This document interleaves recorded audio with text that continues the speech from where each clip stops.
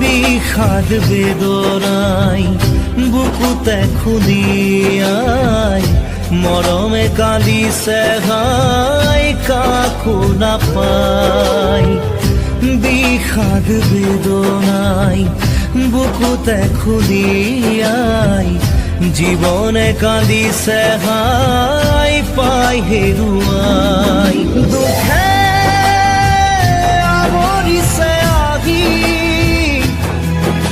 আশাৰ সমাধি বিচাৰি দুচকুৰে চকুলোৱে মনকে বুজাই ভগৱান